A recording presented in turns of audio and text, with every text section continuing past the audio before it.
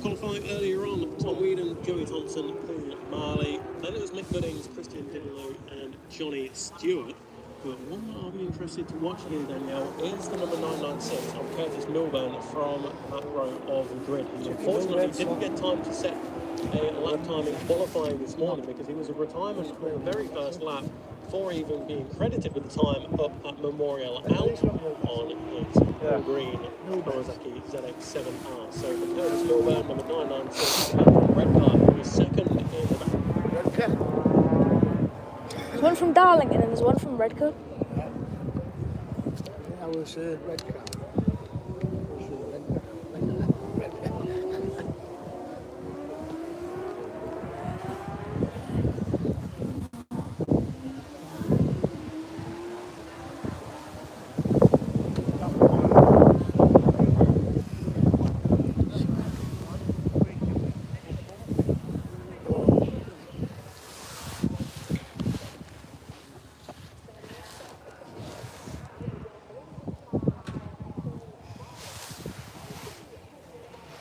Beside him and rounding out row 1, Diddler.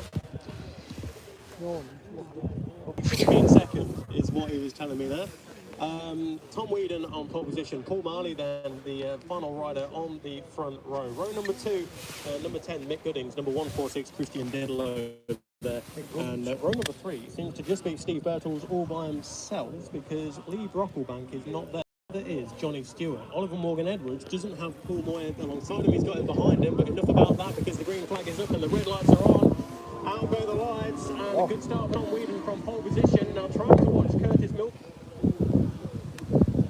way through as he goes towards Mere Hairpin. Now Curtis is one of the nicest guys you can talk to, but once the visor goes down, I'm sure he can fight his way through the field. But Tom Wheaton is the man who will take the running as they go up towards Sheen Rise for the first time.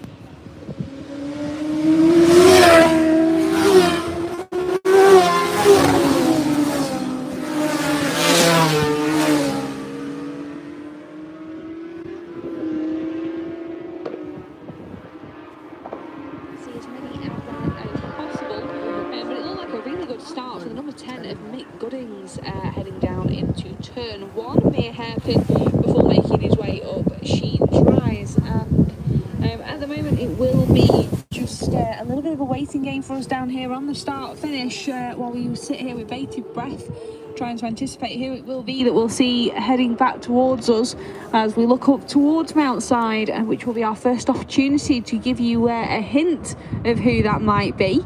But it was with that missing second place, so no Joey Thompson on the front row, it did allow an open door for our runners on row 2, so hopefully that will allow them to get in the mix and put on a fantastic race for us here today at the 2026 at Cock of the North. It looks to be Tom Wheaton leading the way out in front, but it's difficult to tell who is where. They're quite far away at Mountside. It's just a bit of a blur of colour and movement as they make their way round the left-hander up at Mountside. But when they do go over Jeffries Jumps and reappear back into our sight in towards Farm Bends, we get a better idea as to who is where. And it's exactly as you called it there, Danielle. Mick Goodings making a great start. He's up to second position ahead of Paul Marley. So Tom Wheaton leads the way at the end of lap number 1 from Mick Goodings and Paul Marley. Then it's OME. Oliver Morgan-Edwards in 4th ahead of Curtis Milburn from 14th on the grid. Curtis Milburn has found his way up into 5th position, I think that is there. Yes, it is. 5th position for 996 Curtis Milburn. He's made up 9 positions on the opening lap.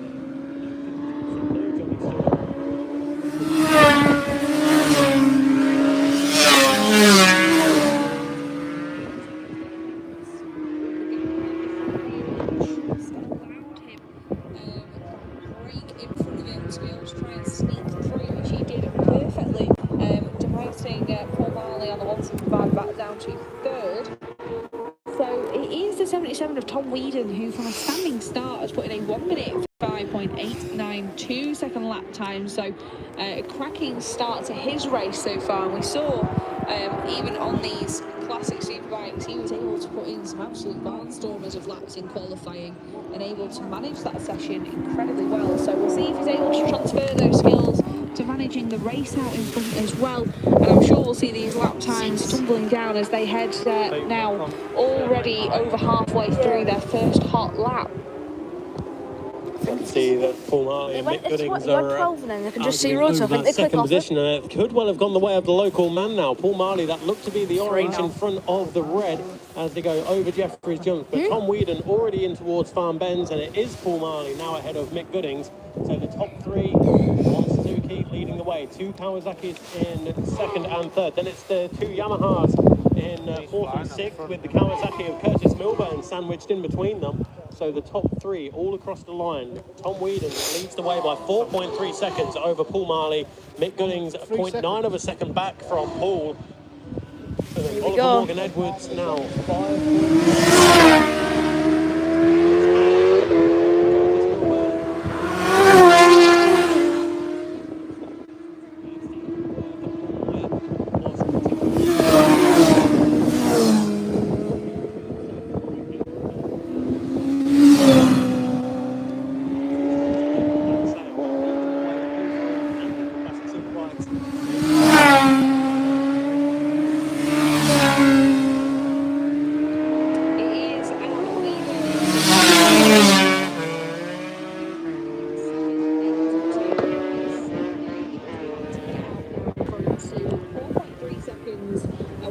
From the 175 of Paul Marley, who, as you said, found a way through on the number 10 of Mick Goodings, who's 0.9 of a second adrift now. And in the case of being the opening laps, Curtis Milburn being already up to 5th from starting 14th on the grid is absolutely fantastic. So he's currently doing a 156.0 and is about 0.8 of a second away from the 770 of Oliver Morgan Edwards. So definitely the battle to watch on track as they head back towards us. And we'll get an idea of if Curtis Milburn's going to be brave and try and put a pass there on the 770. Time will tell as Tom Whedon heads into Farm Bends now, and this is coming up to complete lap number 3 of 6. So this is half race distance complete now, and he's well on his way towards mere hairpin with a healthy advantage over Paul Marley and Mick Goodings. So Mick Goodings just losing 1/10 of a second or so on that previous lap. The gap between himself and Paul Marley opens up to 1.4 seconds as you predict there, Danielle. Curtis Milburn has found his way through on Oliver Morgan.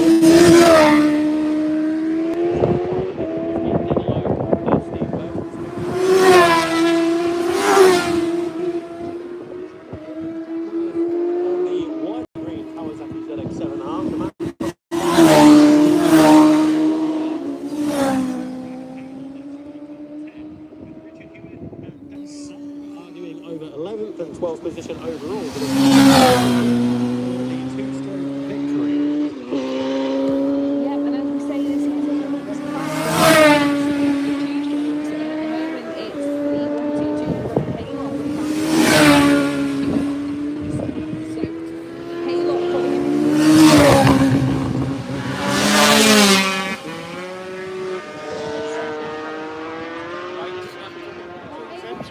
His current personal best, it was a 152.130 on that last lap, but certainly doing enough to keep the 175 of Paul Marley at bay, and he is now over 5 seconds adrift, so a comfortable advantage for the number 77 as he manages this race. Third is still number 10 of Mick Goodings, and he has got around 7 seconds back to the 9.96 of Curtis Milburn, and this might be where he has to settle. So from 14th up to 4th, that's a 10-place increase in one race. A cracking ride. Certainly is, as Tom Whedon comes back across the line, and the top three have spread out as this race has gone on. Paul Marley 1.454 was the gap between himself and Mick Goodings, but as the timing screen updates, it will show that the gap between Paul Marley and Mick Goodings now stands at 1.832 as Curtis Milburn.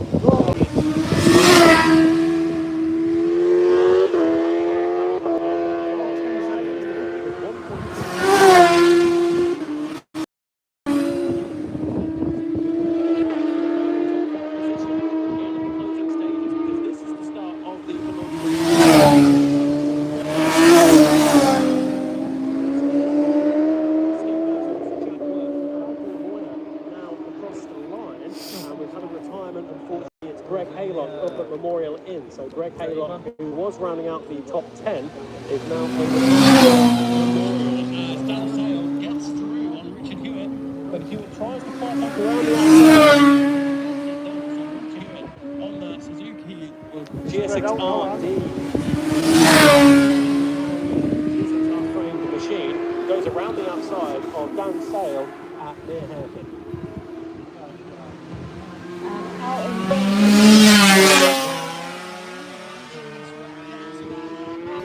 Out in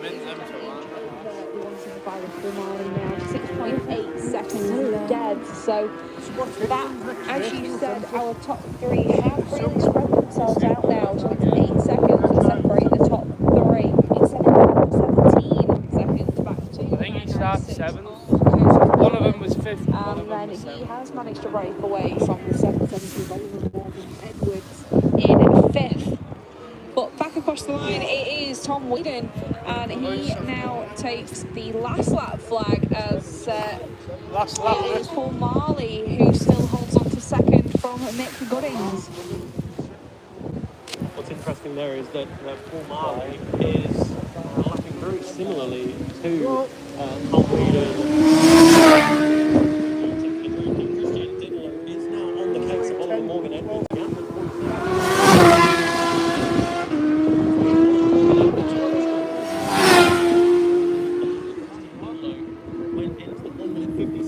When the previous fastest laps have been a 55.2 and a 56.2.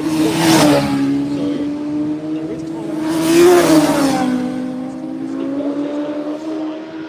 of Jack Worth by quite a significant margin, 7 seconds as they start the final lap. And the battle of the two strokes will be heading towards us now. In fact, they're already in towards Farm Bend as Paul Moyer comes across the line, and it's Dansdale now leads the two strokes. Pitward goes out there, and Richard Hewitt, he's not close enough to make a challenge around the outside of this. A little bit more power down the back straight, and we could potentially look for an opportunity at the far side of the circle. Two strokes. Doesn't seem to be much stopping Tom Whedon, does there? With a 6.9 second advantage and only 1 lap to go.